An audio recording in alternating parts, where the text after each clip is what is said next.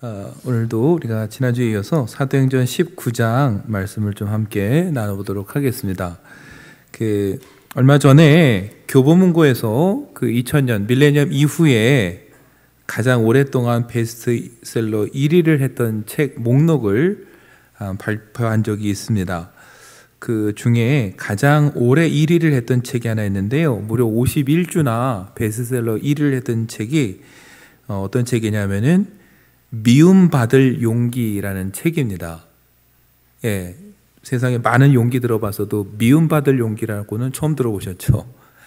사실은 제가 그래서 이 책이 처음 나왔을 때 꽤 오래전에 제목이 특이해서 저도 이 책을 사서 봤습니다. 어떤 내용이냐면은 아들러라는 심리학자의 이론을 설명하는 건데, 이렇게 이론이 이렇다 저렇다 말하는 게 아니라 한 청년이 찾아와서 철학자에게 궁금한 거 질문을 하면 답을 해주면서 논쟁을 하는 식으로 이 아들러의 철학을 소개해주는 책인데요. 핵심은 그런 겁니다.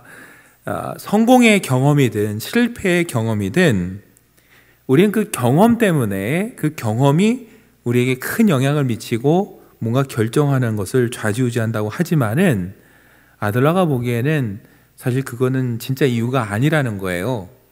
진짜 이유는 사실 우리가 이미 마음속에 어떻게 하기로 목적을 정해놓고 나서 그 경험을 갖다가 붙여서 해석을 한다. 어쩌면 핑계를 댄다 이 얘기예요.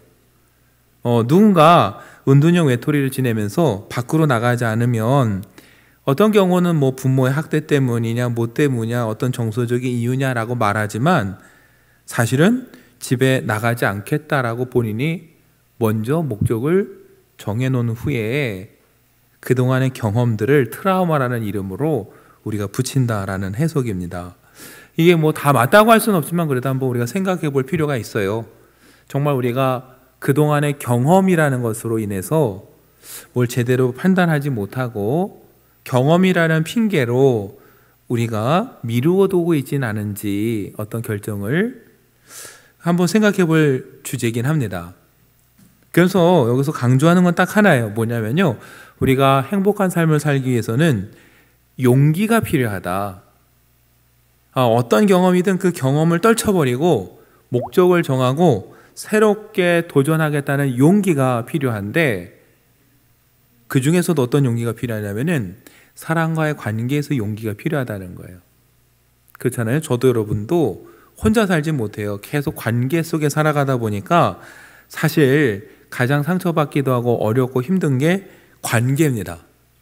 그래서 이 책에서 하는 얘기는 그 관계에서 어떤 용기가 필요하고 비로소 그때 내가 원하는 행복한 삶을 살 수 있다. 그래서 나온 게 뭐라고요? 미움받을 용기가 필요하다.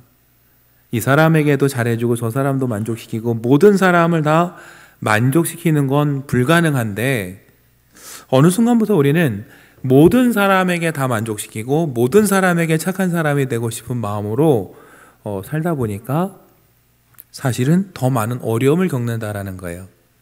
그런 의미에서 때로는 남에게 미움받을 용기도 필요하다. 네, 그렇다고 여러분들 막 마음대로 살라는 건 아닙니다. 남들이 뭐라 하든 내 마음대로 살겠다가 아니라 중요한 결정하고 내 인생의 중요한 문제를 결정하는 데 있어서 모든 사람에게 다 맞출 수 있는 것을 정하기보다는 진짜 올바른 목적을 두고 정해야 된다는 것이고 그런 때는 간혹 남들로부터 미움을 받아도 한 소리 들어도 결정할 수 있는 용기가 있어야 진짜 행복한 삶을 살 수 있다라는 거죠. 여러분 어떠세요? 남들한테 좀 미움받을 용기가 있으세요? 네, 그런 용기는 필요 없나요? 사실은 머리로는 수긍을 하지만 당장 살면서 누군가로부터 싫은 소리 듣고 거절당하면서 살아간다라는 건 쉬운 문제는 아닙니다. 모두의 문제예요. 한 청년이 그래서요, 자기 경험을 책으로 냈어요. 이 청년은 어렸을 때 사업가가 되는 게 꿈이었어요. 걔 삼촌에게 아이디어를 하나 보여줬어요. 이 아이디어 어떠냐고. 대부분 그런 얘기를 들으면 어른들은 얘기가 똑같습니다. 쓸데없는 생각 말고 공부나 해. 그래서 중국계 이 학생이 미국에 와서 열심히 영어 공부를 하고 대학도 졸업했어요. 근데 어느 날 텔레비전을 봤더니 자기가 삼촌에게 말했던 아이디어를 가지고 누군가 특허를 내서 제품을 냈는데 이게 엄청나게 유행이 된 거예요. 가는 곳곳마다 그 제품이 있어요. 여러분, 이 청년이 어떨까요? 너무 억울하고 속상해서 밤에 잠을 못 잤어요. 내가 그냥 그때 용기 있게 했으면 됐을 텐데. 대학을 졸업하고 MBA 과정도 마치고 취업을 했는데도요, 늘 그 아쉬움이 남아서 고민하고 있을 때 아내가 그럼 몇 달이라도 좋으니까 한번 해보고 싶은 사업을 해봐라. 4개월이 됐는데도 결과가 없어요. 4개월이 지나서 누군가에게 제안을 했는데 거절의 이메일이 왔어요. 또 낙심했어요. 이제 약속한 기간 얼마 안 남고 어떻게 할까 하다가 또 뭔가 도전하고 다른 거래처에 제안을 하다 보니까 두려운 거예요. 또 거절당하면 어떨까? 그러다가 어떤 결정을 했냐면은 거절을 극복해보자. 그래서 어떤 목표를 정했습니다. 바로 100번 거절당하기. 뭐든지 한번 부탁해보고 100번 거절당해보고 내가 극복해보자. 그리고 매일매일 거절을 당하는 일들을 블로그에 올리기 시작했다고 합니다. 어떤 날은 출근하다가 경비원에게 갑작스럽게 $100만 빌려줄 수 있냐고, 네, 이런 것부터 시작해서 엉뚱한 요청부터 해서 매일매일 도전해보는 거예요. 그런데 그 블로그에 올라오는 것들을 보고 사람들이 너무 관심이 많아졌어요. 그리고 나중에 그것을 또 책으로 냈는데요. 그게 뭐냐면은 거절당하기 연습이라는 책입니다. 예, 거절당하는 것도 연습이 필요하다는 거예요. 그 끊임없는 거절에 대한 도전 속에서 이 청년이 깨달은 건 뭐였냐면요, 거절은 사실은 끝이 아니라는 거예요. 누군가 거절한다라는 건 내가 말한 그 생각에 대해서 나는 다른 의견인데요, 이 얘기지, 나 자신을 그 사람이 거절하고 무시하는 건 아니라는 걸 깨달은 거고요.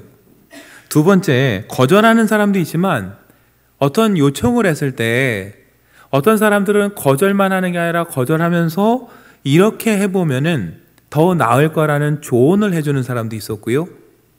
심지어 얼토당토하는 요청을 들어주는 사람도 있더라는 거예요. 그러면서 이렇게 얘기를 합니다. 거절은 닭고기와 같다. 어떻게 요리하냐에 따라서 맛있을 수도 있고 역겨울 수도 있다. 그렇기 때문에 거절의 공포가 우리를 무너뜨릴 수 없다. 사실은 거절 그 자체는 아무것도 아니라는 거예요. 이 거절을 우리가 어떻게 받아들이냐에 따라서 역겨울 수도 있지만 맛있는 요리가 될 수도 있는 거죠. 아까 그 미움받을 용기처럼 여러분, 때로는 누군가부터 거절당하고 미움받을 수 있지만 그것이 여러분 끝이 아니고 그 다음에 나라는 사람의 가치가 없어지는 게 아니고 그 일에 대해서 그 사람들의 반응이 그렇다는 거예요. 그렇다고 우리는 그걸 통해서 더 나은 것을 위해 어떻게 하면 될까, 이걸 생각하면 된다라는 거예요. 그러면서 이렇게 얘기를 합니다. 당신이 뭔가를 얼마나 소중히 여기는지 알 수 없다면 거절을 감수할 횟수를 평가지표로 삼아봐라. 그럼 무슨 얘기냐면요, 내가 이걸 얼마나 소중히 여기는 자는 이 일 때문에 몇 번을 거절해도 내가 감당할 수 있을까? 나는 한 번 거절만 당해도 하기 싫어라면 이 일을 별로 내가 소중히 생각 안 하는 거예요. 근데 내가 5번, 10번, 20번 거절당해도 이건 하고 싶어라면은 그건 뭐예요? 나에게 있어서 정말 소중한 일이라는 거예요. 여러분에게 그 소중한 게 있습니까? 몇 번씩 거절당해도 사람들에게 미움받고 싫은 소리 들어도 하고 싶은 일이 있으세요? 그럼 그게 여러분에게 가장 소중한 거고 삶의 목표입니다. 근데 여러분, 그 소중한 삶의 목표 중에, 목적 중에 여러분, 예수님은 들어있나요? 예수님 때문에, 복음 때문에 누군가로부터 좀 미움받아도 괜찮다라는 용기가 있으세요? 복음을 전하는데 거절당하는 게 두렵지 않고 거절당해도 나는 복음을 전하겠다라는 그 마음이 있으신가요? 예, 갑자기 분위기가 너무 싸한데. 네. 사실 전도하는 데서 최대의 걸림돌은 거절당할 것에 대한 두려움이에요.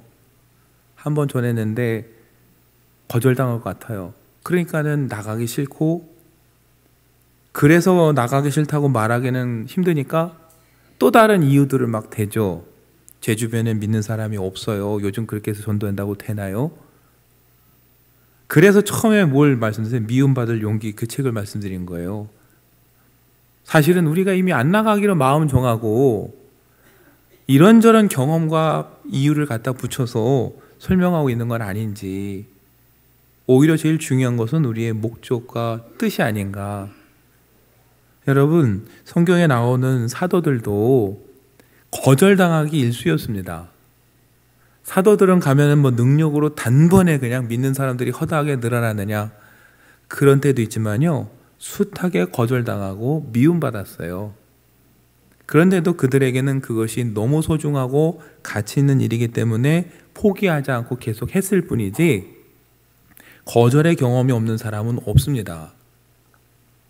오늘 바울도 마찬가지예요. 여러분, 오늘 읽은 본문 8절에 보니까 바울이 회당에 들어가 석 달 동안 담대히 하나님 나라에 관하여 강론하며 권면했다 이럽니다. 에베소에 온 바울이 회당에 들어가서 석 달을 가서 가르쳤는데 뭘 가르치고 전했느냐? 하나님 나라에 대해서 강론하고 권면했다 그럽니다. 근데 여러분, 하나님 나라, 그러니까 어려운 것 같지만 사실 다른 거 아니에요. 사도들에게 하나님 나라는 곧 예수 그리스도예요. 여러분, 복음서에만 해도 회개하라, 천국이 가까웠느니라가 핵심이었어요. 근데 사도행전으로 넘어가면서 신약 성경을 보면은 천국이라는 말 대신 뭐가 나오냐면은 주 예수를 믿으라, 그리하면 네가 구원을 얻으리라고 바뀌어요. 다른 말이 아니에요. 왜냐하면 사도들이 보니까 하나님의 나라가 누구로부터 이루어졌어요? 예수 그리스도로부터 이루어졌어요. 예수님이 죽으시고 부활하심으로 하나님의 약속이 이루어졌고 하나님의 나라가 이루어지기 시작했어요. 그래서 예수님이 회개하라, 천국이 가까웠다라고 하신 말씀이나 사도들이 예수 그리스도를 믿으라, 그러면 구원을 얻으리라는 말은 결국 같은 말이에요. 그래서 사도들은 가는 곳마다 예수를 믿으라, 그렇게 선포한 겁니다. 그러니까 오늘 8절에 하나님 나라여 강론하며 권면했다라는 말도 핵심은 하나예요. 회당에 가서 유대인들에게 너희들이 죽인 예수가 곧 그리스도시고 다시 살아나시고 하나님의 약속이 이루어졌고 하나님의 나라가 시작되었다. 여러분, 그걸 전한 거예요. 바울은 거기서 다른 얘기하지 않았습니다. 예수 그리스도를 말했어요. 그런데 9절에 보세요. 반응이 어떻습니까? 어떤 사람들은 마음이 굳어 순종하지 않고 무리 앞에서 이 도를 비방하거늘. 여러분, 일단의 사람들은 첫째, 마음이 굳어졌어요. 받아들일 의지가 없어요. 한편에서는 받아들이지 않는 것은 물론이고 어떻게 해요? 이 도를 비방했다 그랬어요. 바울이 전하는 예수 그리스도의 복음을 갖다가 비방, 폄훼하고 무시하고 거짓으로 왜곡하고 잘못된 내용들을 말했어요. 얼마나 속상한 일입니까? 우리가 앞에 했던 일을 바울이 그대로 당하는 거예요. 미움받고 거절당하는 거예요. 근데 바울은 절대 여기서 포기하지 않습니다. 왜냐하면 거절하고 외면하는 사람도 있지만 그 가치를 알고 그것을 받아들이는 사람들도 있기 때문이에요. 그래서 9절 후반부에 보세요. 바울이 그들을 떠나 제자들을 따로 세우고 두란노 서원에서 날마다 강론하니라 그랬어요. 바울은 제자들을 따로 세웠습니다. 제자들이란 다른 사람들이 아니에요. 회당에서 복음을 전할 때 그 복음을 듣고 예수 그리스도를 믿기로 한 사람들, 그 제자들, 바울이 그들을 따로 두란노 서원에 모아서 가르친 겁니다. 두란노 서원, 우리 교회에도 두란노 서원이 있죠. 여러분, 그 두란노는 사람의 이름으로 전해집니다. 성서학자들은요, 원래 그 서원에서 가리키던 교사였든 아니면 그 서원의 건물주인이었던 그 두란노가 바울에게 그러면 여기서 가르치라라고 해서 장소와 시간을 허락해 줬다고 봐요. 그래서 거기서 뭐예요? 복음을 전했던 겁니다. 여러분, 바울은 외면당하고 거절당했을 때 포기하는 게 아니라 자리를 옮겼어요. 그들을 떠나서 그 복음의 가치를 아는 사람들을 모아서 그곳에서 복음을 전했습니다. 그때 그곳에 생각지 않은 놀라운 열매들이 나타나기 시작하는 거예요. 여러분, 누군가 여러분의 가치를 못 알아보고 여러분과 제가 전하는 복음의 가치를 못 알아듣는다면 우린 사랑으로 전해야겠지만 끝까지 이해하지 못한다면 우리가 할 일은 절망하거나 낙심하는 게 아니라 뭐예요? 사실은 그 자리를 떠나서 그 가치를 아는 사람들에게 가는 거예요. 우리가 주눅들 필요 없어요. 저와 여러분이 가치 없는 것을 전하는 게 아니라 귀한 것을 전하는데 그 사람들이 그걸 못 알아볼 뿐이에요. 바울은 가치 있는 복음을 전했어요. 그 가치를 못 알아봐요. 계속 비방해요. 바울은 거기에 낙심하지 않아요. 그냥 어떻게 해요? 그 가치를 알아볼 수 있는 곳으로 갈 뿐이에요. 두란노 소원으로 가서 거기서 그 가치를 아는 사람들에게 복음을 전합니다.